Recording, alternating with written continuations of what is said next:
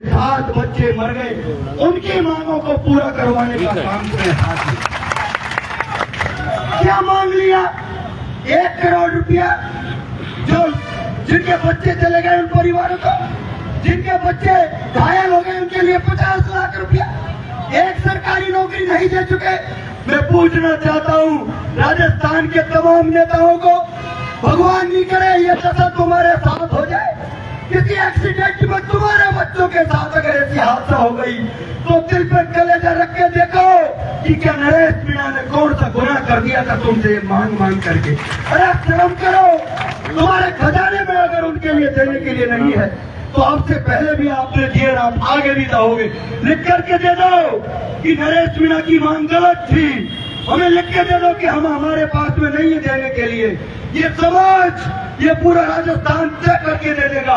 अगर हवाई जहाज में एक्सीडेंट में मरने वालों के लिए करोड़ों का मुआवजा दिया जाए, और माननीय वसुंधरा मैडम जी, आप 10 साल मुख्यमंत्री रही, आपका बेटा लगातार सांसद है। अरे मैडम महारानी, थोड़े कलेजे पे हाथ रख करके उन आदिवासियों से क्या पक्षपात किया था, क्या दोगला व्यवहार किया था? क्या तुमने इस राजस्थान में और देश के अंदर आदिवासी दलित माइनॉरिटी के लोगों को आपने कभी इनके नहीं रहे क्या? इन लोगों ने कभी वोट नहीं दिया क्या? आपने चला करके उनके स्कूलों को नहीं बनवाया क्या? मैं तो कहना चाहता हूँ मीडिया के लोगों कि इस देश में एक चर्चा होनी चाहिए, इस देश में एक चर्चा होनी चाहिए कि जो मुख्यमंत्री 10 साल झालावाड़ के उस विधानसभा क्षेत्र से रहे, वो झालावाड़ जिले से रही, जिसका बेटा लगातार सांसद है, क्या उस पर मुकदमा नहीं बढ़ता कि इन 10 सालों में तुझे ये आदिवासियों का स्कूल नहीं बना? ये चर्चा का विषय है साथी। लेकिन कारण क्या होता है? राजनीति, ये किसी राजनेता के ऊपर अगर कोई बात आएगी सब एक हो जाएंगे, मरने के लिए तो गरीब किसान मजदूर के लोग मिलेंगे। मेरे साथी, मैं कहना चाहता, अधिक समय नहीं लेते हुए कहना चाहता, अभी 5 बजे आदरणीय पिता तुल कल्याण जी, जो हमारे सबके बीच में भाई नरेश मीणा के पिताजी हैं, वो अगला आदेश करेंगे। और ये तो ट्रेलर होगा, शासन और प्रशासन के लोगों सुन लेना, अगली तारीख पर तुम मजबूर करोगे, अगली तारीख तय करने के लिए तुम लोग मजबूर कर रहे हो। और उस तारीख के दिन उसी भगत सिंह के नेतृत्व में उन झालावाड़ के शहीदों को न्याय दिलाने के लिए इस राजस्थान में एक नया इतिहास रचा जाएगा। ये खुली चुनौती के साथ कहना चाहता, अधिक नहीं लेकर के आप तमाम लोग जो यहाँ आए उन सबका बहुत बहुत धन्यवाद। राम राम साहब। आप विकास जी जतन प्रधान जी जो मेरठ से चलकर आए, लोकेश जी पीपल खेड़ा।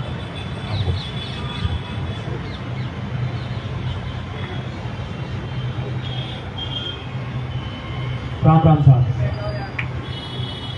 मैं सबसे पहले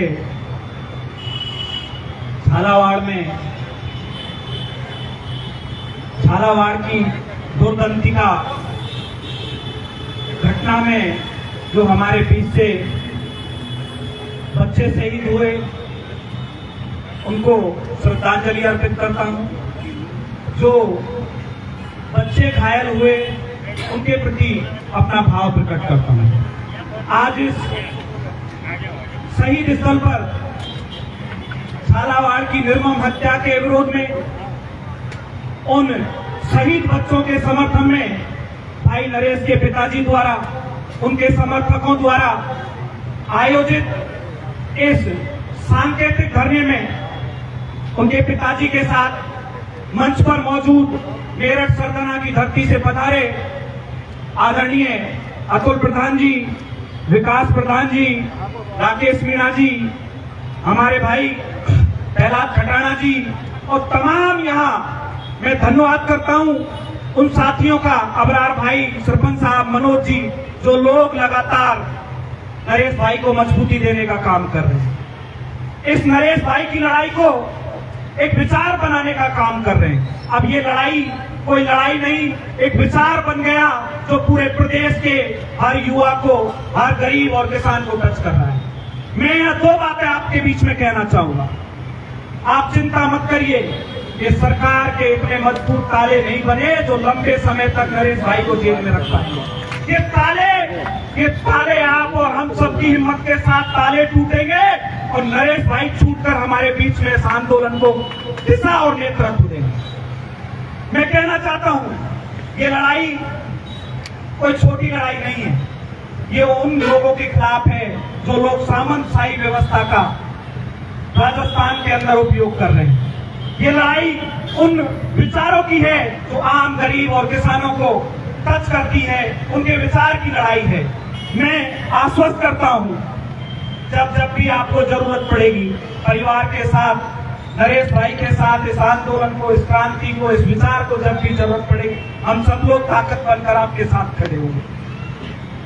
और मैं आप लोगों को एक बात और कहना चाहता हूं। कुछ लोग इस बात को लेकर चिंतित हैं कि बार बार अतुल प्रधान जी राजस्थान क्यों आते हैं।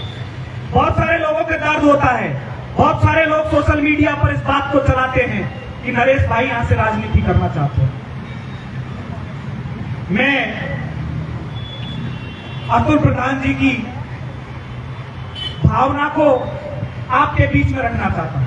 अतुल प्रधान जी उत्तर प्रदेश की मेरठ सरगना से आते हैं, जहां लगातार 15-20 साल का संघर्ष करके अपने आप को प्रतिनिधि के रूप में वहां स्थापित कर रखा है। लेकिन कुछ लोग आपके बीच में भ्रामकता फैलाते हैं।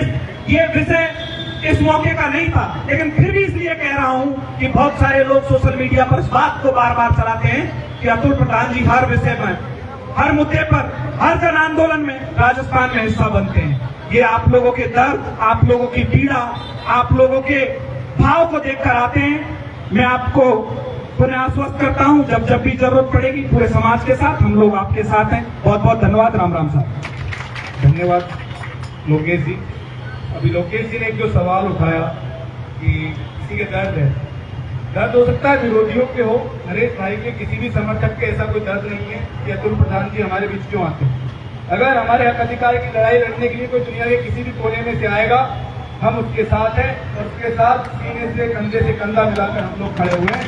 ये आप लोगों का आश्वस्त करना चाहते हैं। विकास जी, जतन प्रधान जी।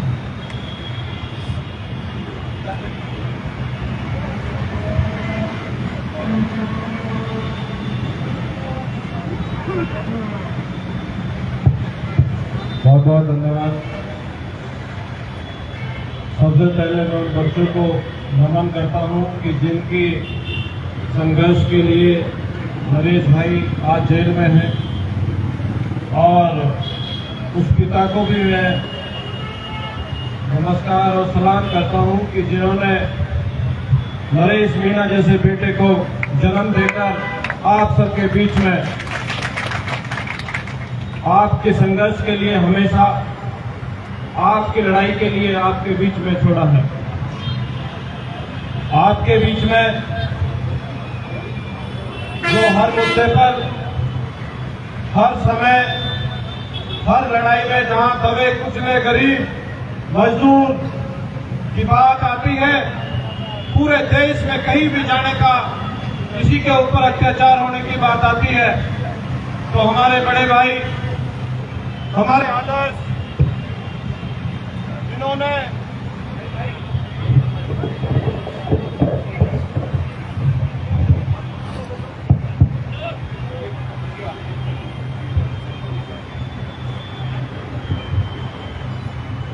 हमारे बड़े भाई आदरणीय, जो हर मुद्दे पर दबे कुचले मजदूर की आवाज को पूरे देश में, चाहे राजस्थान हो, मध्य प्रदेश हो, दिल्ली हो, हरियाणा हो, उत्तर प्रदेश हो, उत्तराखंड हो, या कहीं भी जाने का मौका जब भी कोई कहीं बुलाता है, तो आपके बीच में आने का हम लोग आदरणीय अतुल प्रधान जी के साथ आने का काम करते हैं और आप सबकी बात को बुलंद करने का काम करते हैं।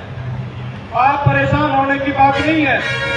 इस देश में जब भी कोई बड़ा नेता बना है, बड़ा लीडर बना है, चाहे कोई भी मुख्यमंत्री रहा हो पूर्व में, तो संघर्ष से ही निकले हैं। आप इस देश के जो पहले प्रधानमंत्री थे, उन्होंने भी कई साल देश में गुजारे, कई साल जेल में गुजारे थे और उसके बाद वो देश के प्रधानमंत्री बने थे। आप चिंता का विषय रखिए, समय का बदलाव आएगा, समय का दौर बदलेगा और यही नरेश मीणा इस प्रदेश का नेतृत्व करेंगे और आप लोगों की भलाई के लिए हमेशा काम करेंगे।